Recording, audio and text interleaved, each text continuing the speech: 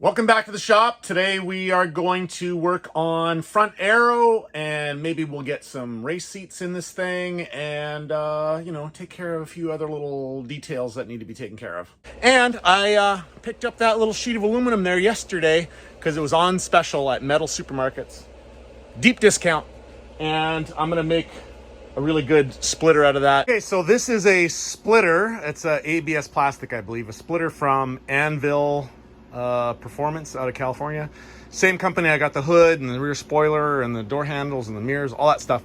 So I'm using that as a template for this aluminum that I'm making. So I'm just using that as a guide.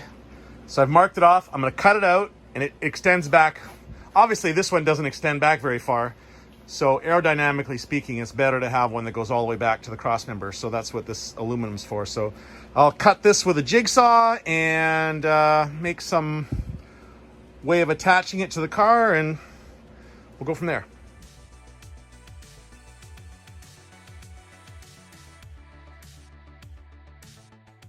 Okay, so I cut the front splitter there, and it's mounted at the back. See, it's bolted there on the cross member, and I'll need to fill in this gap here, and I will. So the plan is to have this splitter as just our race day splitter, but I think if I can make it look good enough, it may be just something we can leave on the car all the time. But anyways, we need to fill that gap. So what I'm doing for that is using this foam, this Pink Panther foam. It's really good for shaping. You can make all kinds of shapes with it. You can glue it together and shape it with a sanding sponge or a sanding block, whatever you have. And you can throw a coat of fiberglass or resin over top of it and paint it and make it look good just about any part on the car.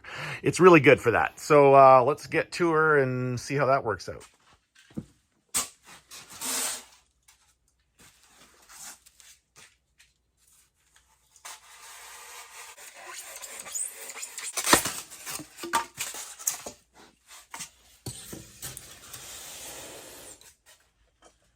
So for the fine sanding part, the sanding sponge works really well. But when you have to do a lot of the big stuff, then this is working awesome. This is an electric orbital sander with a vacuum attachment. I have attached to a vacuum over here, and it really does keep the dust levels down. So doing the big stuff, this works awesome.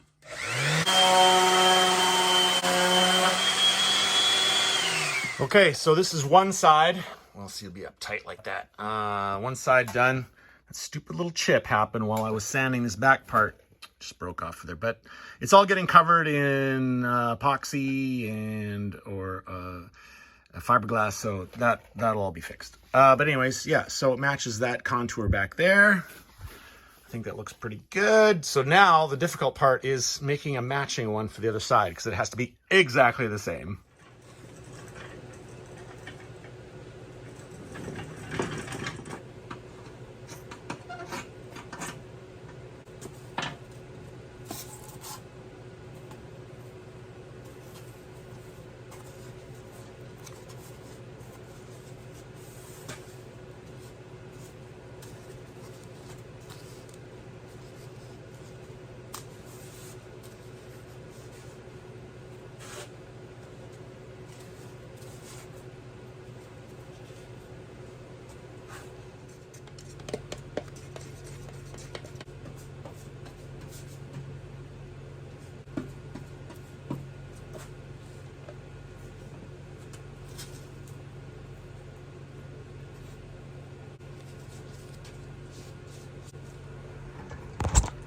Okay, so now I'm going to let that get tacky. Once the resin becomes tacky where you can touch it and your fingers stick to it, but nothing comes off on your fingers, then you put the fiberglass on it and it'll stick to it really good, and you can wrap it around the corners really nicely, and then you can put a top layer of resin on it. Now, ideally, I would then put it in a vacuum bag and vacuum bag it, and I have vacuum bags big enough for it, and I have the peel ply But what I don't have is the absorbent material that you need the resin to soak into. I didn't have any of that.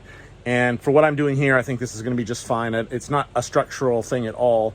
The layer of fiberglass is just to give it a little more, a little more surface strength, so that, well, you saw how easily that foam chips off, right? So I don't want it to chip off if I nail a pylon or something like that. So the fiberglass is just a minimal amount of surface strength. Anyways, so I'll let that set up, and yeah, maybe I'll have to figure out something else to do on this car in the meantime, because this could take a little while. I do not know how this happened, but the race seat out of the race car literally bolted in to the factory locations on this, sliders and all. I just can't believe it. How often are you lucky with stuff like that? And it happens to be in the right position. All the way back is a little too far for my 5'10", and all the way up is too close. So it's about perfect for most drivers, I would think.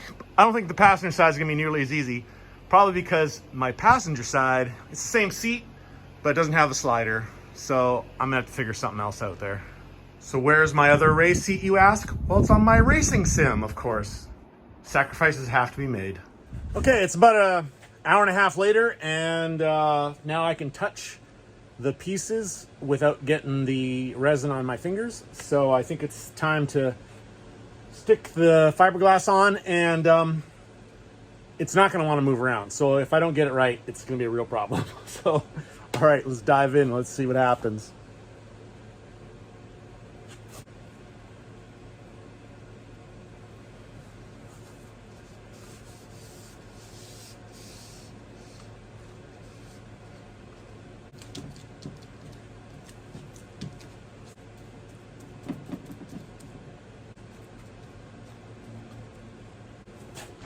All right, so we're just gonna let that set up, get hard, and then do some sanding and maybe a little bit of glaze, bodywork glaze on there. We'll smooth that all out, paint it, bolt it on, and then on to the next step, which is splitter rods. All right, those are awesome. Can't wait to put those on. All right, the resin has hardened up nicely.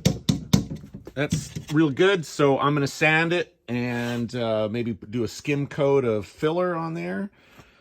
Sand that, paint it. I'm gonna do all that. I'm not gonna bore you with all that. I'm just gonna do it, and then I'll put it back on the car, and then we'll work on the next stage, which is the splitter rods, which is gonna be awesome. Oh, I think I'm gonna land up putting little mini diffusers in here too at some point, but I need to make those. I could make them out of aluminum, you bend them up and all that stuff, but I'm gonna make them out of carbon fiber or fiberglass or something, and then or put them in there. So that'll be down the road. But anyways, all right, let's get to it. All right, there it is, all sanded and painted. So there's nothing holding up the front of the splitter right now except for that jack down there. So let's put some splitter rods on there to hold that thing up. Okay, here are the main components of the splitter support kit that I got, and I got it from Professional Awesome. Link is in the description. I've gotten other parts from Professional Awesome, and it's always really nice stuff. So this rod is, I don't know what it's made of, some kind of a fiber, I don't know, carbon fiber or fiberglass, I'm not sure, but it's bendy, but it's still very stiff. So the main components are this part here. This is a beautiful stainless piece, and it's got a collet inside. So when you shove the rod in there like that, you can tighten it down, and it just clamps right onto that rod. And then there's this part. This bolts to your splitter using this piece. This special goes underneath. They also have, Professional Awesome also has titanium piece that goes in the bottom here, so it actually go on the underside of your splitter. If you're really concerned about bottoming out your splitter, you can get the titanium skid blocks or donuts that go underneath here, and they give you beautiful sparks if your splitter hits the ground. I don't need those, mine aren't low enough for that, so I didn't get those. And this is all metric. This is an M8 by 125 metric. But anyways, so it spins in there and it clamps to your splitter, and then this goes in here like this, with this beautiful little pin. Looks like a stainless piece as well. And voila, that's the one end. The other end is the same. So the other end bolts to the car somewhere, and you get these rods in different lengths. So I've got some short ones and I got some really long ones because my main supports in the middle of the car are actually quite long where I want to attach them. So, all right, let's get to it and see how it turns out. Okay, so I have my super long rods here, and I have them measured off from the fender to the edge, 15 inches per side. I got them taped there, so that's equal on the top, and I'll be cutting those. And then down here, I got them positioned where I want them, and just gonna make sure that they're precise, and we'll drill some holes.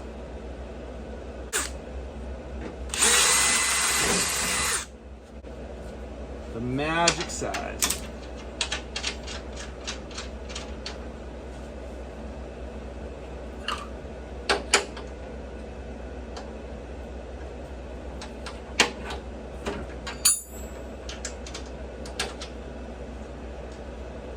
All right, one down. Okay, now we're up top. Let's get this little, all right, we're at the top, and we're gonna figure out exactly where we want them up here, and then we'll mark it, drill it, and place our mounts up here, like on the radiator support.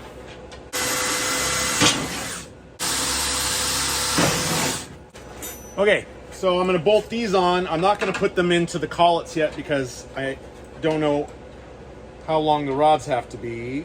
So first thing I got to do is bolt these in there.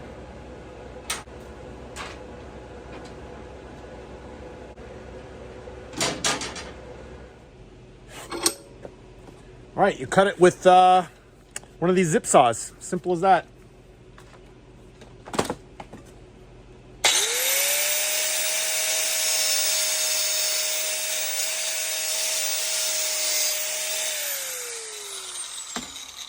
And look at that, I have a nice long length to use in case I break these. I have enough to make a second one. That's why I ordered the longest ones they have.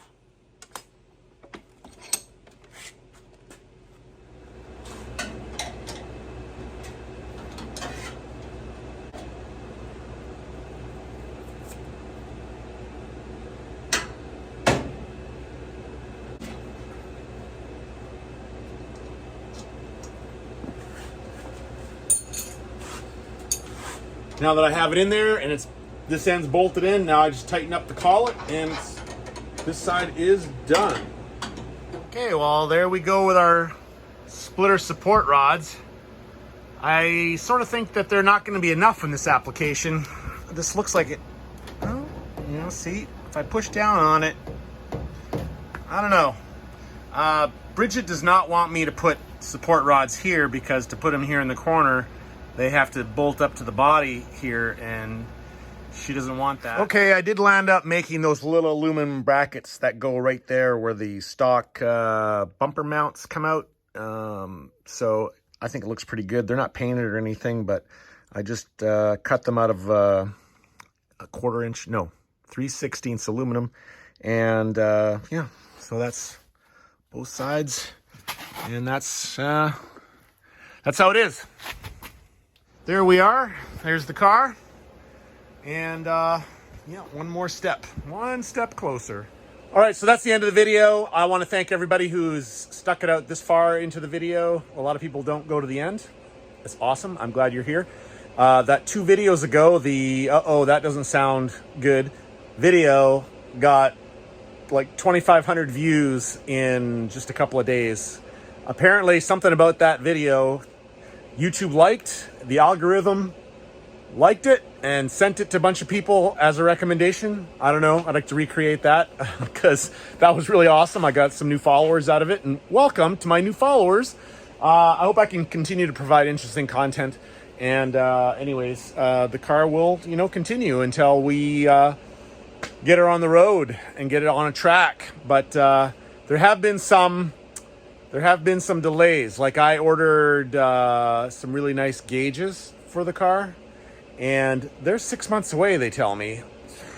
It's crazy. So it makes me wonder about everything now. Like, do I need to order every possible thing I could ever need on the car so that it's going to be ready for next year? I don't know. I'm going to go online and I'm going to check this out. I hope I don't have to rack up my credit card to buy everything now.